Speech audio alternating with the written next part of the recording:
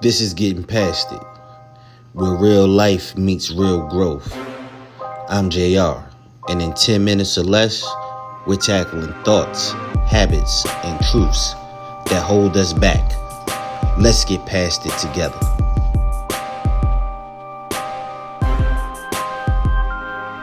What's going on, beautiful people? It's your boy JR, host of Getting Past It, the podcast.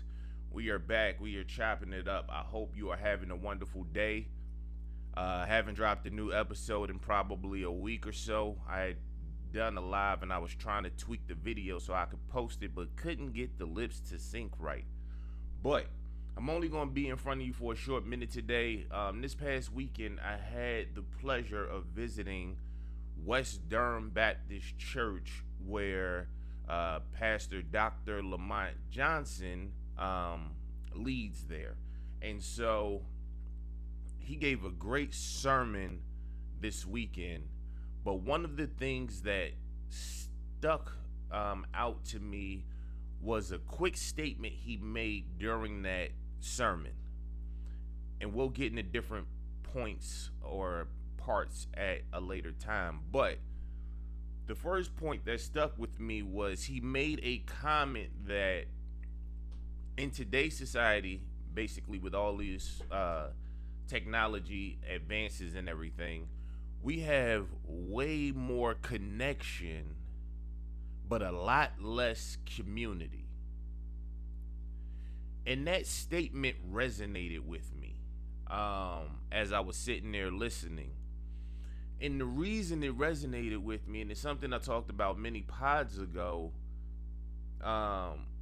was that I find that statement to be extremely true. We have Facebook, we have Instagram, Snapchat, text messaging, email, voice to voice. All of these different ways to communicate and connect. But it seems like that feeling of community has consistently eroded. And I'm trying to pinpoint why. And so thinking about it, I can remember back in the day, when I was a youngin', we knew our neighbors, like on a first name basis. Whether they lived across the street, next door, down the road, there was a sense of community. This is my neighborhood. These are my neighbors. I know Miss Smith that lives 2 houses down. I know the Mans that live next door. I know the Williamses that live across the street. I know the Joneses that live on the corner. Oh, I know that Sheila just had a kid, right? There was that sense of community. Now, you might not know the person that lives right next door to you. You might have lived there for the last 5 years and never said a word or waved. Or maybe you waved but never said a word. Have you gotten to know your neighbors, those that you live around? I can remember it was almost like when I went outside, I had to be mindful of what I was doing because in my neighborhood, my neighbors had the ability to check me when I was out of line. And my parents were okay with that because they say it takes a village, and there was really that village feeling. Your bad news or any news about you in a lot of situations back then would beat you home. I remember getting home and my mother saying such and such called me and told me they saw you over here. We don't do that anymore. Or if we do, it's done less. Now you can't even talk to anybody's child to provide a level of correction because then you have an issue. I can remember when, neighbors would have loved ones pass away, how the community would rally, take them food, be there for them, give them a shoulder to lean on, show that support. Where did that go?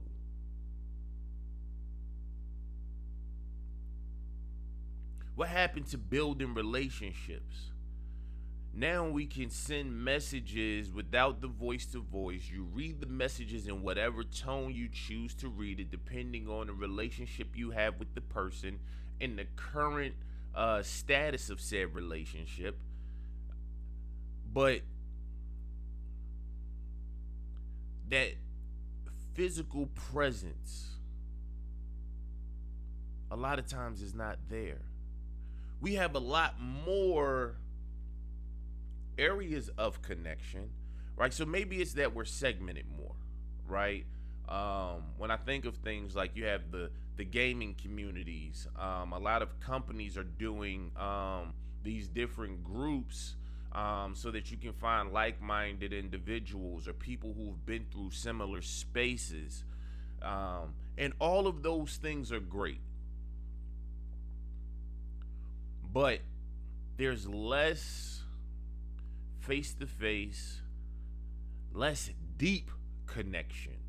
There's a lot more surface level, hi, bye, I know your face, but I don't know you. And I wonder what shifted that. Kids are no longer learning how to deal with conflict and work to that resolution point. They're arguing via text message or Facebook or social media or all of those mediums. It was, back in the day when you had to deal with situations face to face that you learned the conflict resolution piece, that you learned how to stand up for yourself, that you learned how to have those face-to-face interactions with individuals when things were tense, and how to allow cooler heads to prevail, how to have a conversation. And I don't know if it's that we just don't reach out anymore. We're so busy with so much information coming at us from so many different directions, that we don't put in the time, but it feels different. It feels very different.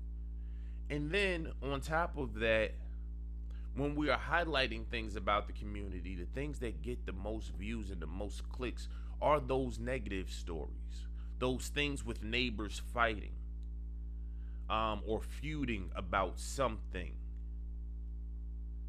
Let's get back to the love. Let's get back to those stories about neighbors sharing and building and helping each other. Oftentimes when I see videos, it's the negative ones that have millions and millions and millions of views. But what about those positive videos that are good for the soul? Where are the views on those videos? How do we push that more? How do we get back to building each other up instead of tearing each other down? Getting back to a safe space, a space where we can have conflict that doesn't lead to separation. A space where we are engaging in dialogue and listening to learn and not only to respond. I challenge us to be better. The change starts with each and every one of us. You have to be the community that you want to see. How are you working at it? How are you improving it? I know for me, I'm talking to y'all right now, but I can do better. I know both neighbors that live on both sides of me and the one that live across the street and a few others on the road. But it's still surface level. I need to work on building deeper connection as well. I challenge us to really, really get to know those people around our space, to really look for the good in people, to find those connections, because we're more alike than we are different. We just don't like to acknowledge it.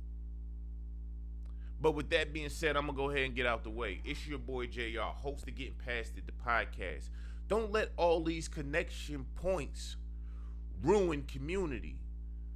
More connections should build a stronger community, but it's important. We have to focus on how we use it. Use it for good. Use it to connect. Use it to build. Again, it's your boy JR, host of Getting Past It, the podcast. I hope y'all have a wonderful day, and I'm out of here. Peace.